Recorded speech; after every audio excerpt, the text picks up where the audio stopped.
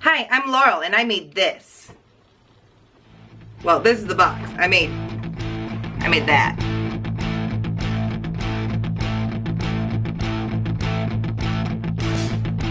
Now let me preface this with the fact that this isn't my first Dragon Ball Snap Together model rodeo. Previously, I put together this grumpy Vegeta in his escape pod, and Frieza in his Frieza pod? Okay, so if you've never put together one of these Snap Together models, you don't need much. A pair of clippers, an X-Acto knife, and some files. But I don't even remember if I ended up using the files on this at all. Let's open the box. Ooh, that looks cool. Kind of like he's kamehamehaing at the camera. Well, these kits come with a lot of bags full of these pre-colored pieces on the piece holders and a set of instructions. These are great instructions because for the most part, the illustrations are super clear diagrams. Of course, the first piece I clip out is super tiny. Well, onto the head. So the X-Acto knife is used to shave down any of the pokey bits that may have been left from clipping the pieces out.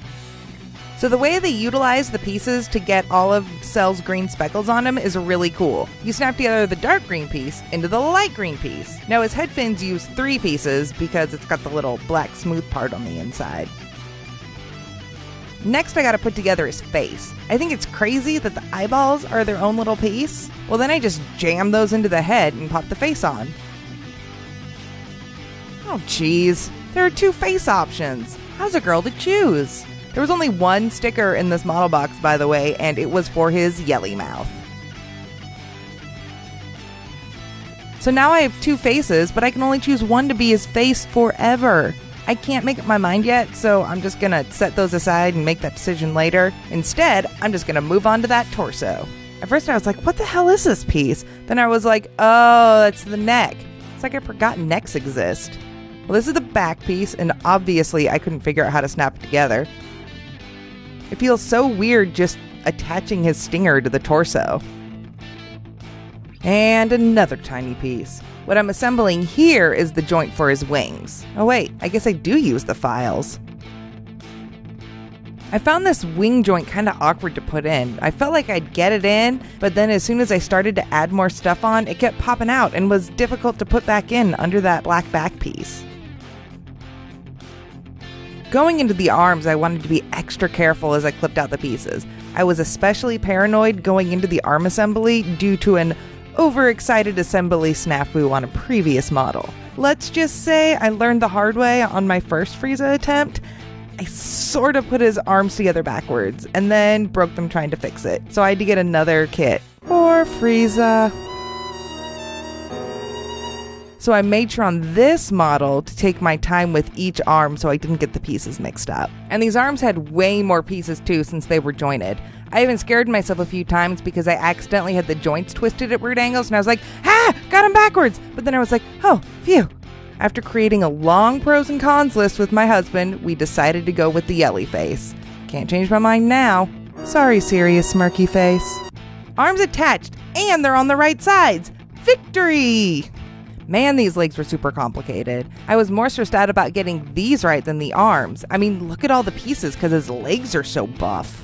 And I may not have mentioned this before, but the downside of the green speckle pieces is they're pointy and hurt your fingers a lot when you snap the pieces together. Well, at least they hurt my fingers a lot. But I digress. You'll see me futzing with this foot a lot. It just didn't seem to want to snap together completely. No matter how I tried, it just popped back open again. I eventually went to the shins thinking it might just be a mold thing, but then the shin pieces didn't go together well. I decided to just do the other leg to compare to see if it was user error, and add insult to injury, I had a heck of a time with this second leg. I couldn't seem to get the thigh pieces in the right place.